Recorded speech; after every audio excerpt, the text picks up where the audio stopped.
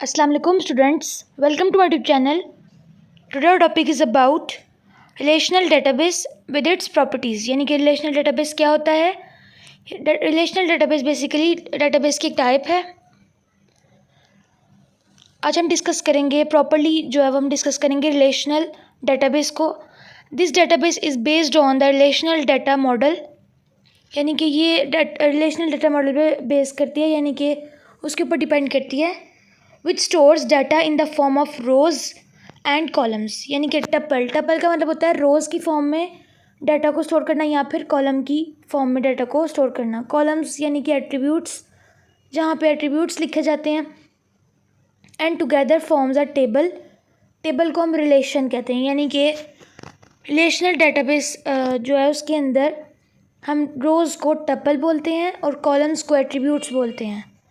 और जब इन दोनों को कंबाइन करते हैं रोज़ और कॉलम्स को, तो ये मिलकर एक टेबल बनाते हैं. उस टेबल को रिलेशनल डेटाबेस के अंदर रिलेशन कहा जाता है. A relational database uses SQL for storing, manipulating as well as maintaining the data.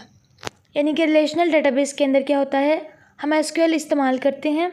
SQL एक लैंग्वेज है, इसको सीक्यूएल भी कहते हैं और एसक्यूएल भी कहते हैं. ये ऐसी लैंग्वेज है जिसके अंदर हम डाटा को इजीली स्टोर करवा सकते हैं और उसको मैनिपुलेट करवा सकते हैं. उसके अंदर मॉडिफिकेशन जो भी होती है वो हम कर सकते हैं और इस तरह से डाटा को मेंटेन रखते हैं.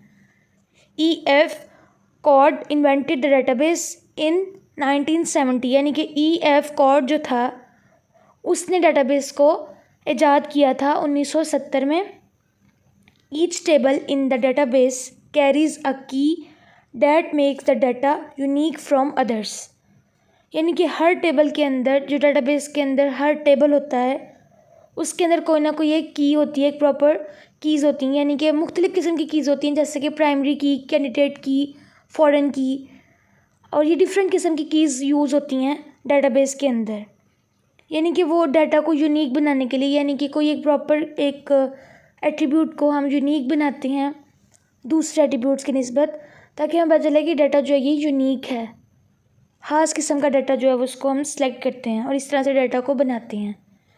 Examples of relational databases are MySQL, Microsoft SQL server, Oracle etcetera. यानी कि ये मुख्तलिफ़ किस्म के रिलेशनल डेटाबेसेस हैं जो कि ऐप्स इस्तेमाल होते हैं, ऐसे सॉफ्टवेयर्स हैं.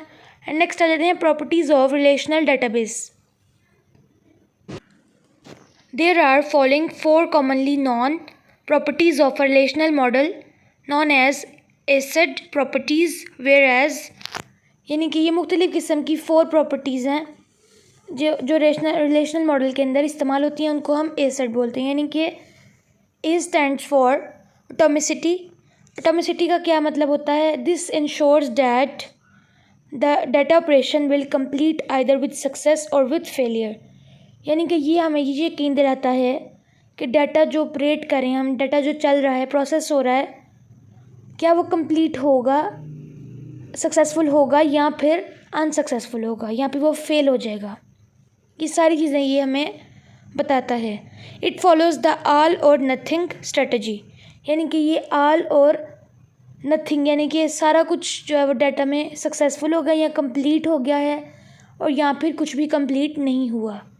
ये सारी चीज़ें हम इनसे हमें आगाह करता है. For example, a transaction will either be committed और विल अबर्ट. यानी कि अगर एग्ज़ाम्पल दी जाए तो इस तरह से है कि ट्रांजेक्शन जो है वो हुई है या नहीं हुई, यानी कि एक्सेप्ट कर ली है या फिर उसको छोड़ दिया गया है, या उसको नहीं जो है वो कुछ कैश किया गया, या फिर ट्रांजेक्शन को कंप्लीट किया गया है या नहीं. ये सारी चीज़ें जो हैं ये प्रॉपर्टीज़ हैं रिलेशनल डेटाबेस की, जो कि इसके अंदर हमें बताई जाती हैं. एंड नेक्स्ट आ जाते हैं सी. यानी कि एसिड वर्ड था वो, उसकी हम फर्दर जो है वो एक्सप्लेनेशन मैं आपको कर रही हूँ. C means consistency. यानी कि उसके अंदर क्या क्या कंसिस्टेंसी है. If we perform any operation over the data. अगर हम कोई भी वर्क परफॉर्म करते हैं या कोई भी परफॉर्मेंस देते हैं डाटा पे, कुछ भी ऑपरेट करते हैं, कोई भी नई चीज़ जो है वो ऐड करना चाहते हैं, कुछ भी ऐसा करते हैं, प्रोसेस करते हैं, it's value before and after the operation should be preserved. यानी कि जब हम वैल्यू देते हैं उससे पहले और ऑपरेशन के बाद रिजर्व्ड रहती है वैल्यू. प्रिजर्व रहती है, यानी कि सेव रहती है value. For example the account balance before and after the transaction should be correct, that is it could remain conserved. यानी कि फॉर अगर एग्जांपल ली जाए तो अकाउंट बैलेंस जो है, यानी कि अकाउंट के अंदर बैलेंस पहले और बाद में जो ट्रांजैक्शन जब हमने कर ली है उसके बाद भी यानी कि हमें बताता रहता है कि ये ट्रांजैक्शन करेक्ट है, और इस तरह से रिमेनिंग जो अमाउंट होती है वो कंजर्व होती है, यानी कि वो पड़ी होती है ऑलरेडी। एंड नेक्स्ट आ जाते हैं, आई मीन्स आइसोलेशन। आई का मतलब होता है आइसोलेशन होना या isolate. There can be concurrent users for accessing data at the same time from the database। यानी कि इसके अंदर यूज़र्स जो हैं वो एक्सेस हासिल करते हैं डाटा की, accessing data at the same time from the database। यानी कि आसानी के साथ जो डाटा को एक्सेस कर सकते हैं यूज़र्स एक ही डेटाबेस को मुख्तलिफ़ तरीके से, यानी कि सेम टाइम, यानी कि किसी भी वक्त जो है वो यूज़र्स डेटाबेस को इस्तेमाल कर सकते हैं। दस isolation between the data should remain isolated. यानी कि जो आइसोलेशन होती है वो डाटा के दरमियान वो बिल्कुल उसी तरह ही रहती है जैसे पहले होती है। For example when multiple transactions occur at the same time, one transaction effects should not be visible to the other transaction in the database.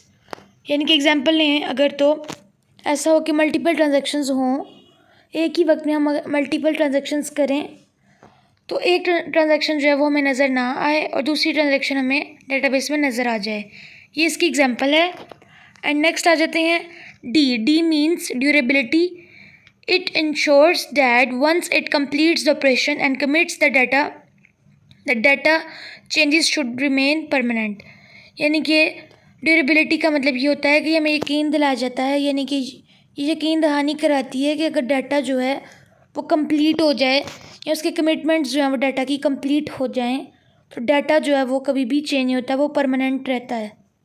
And today my topic is and. Keep watching my videos and share with your friends. Thank you.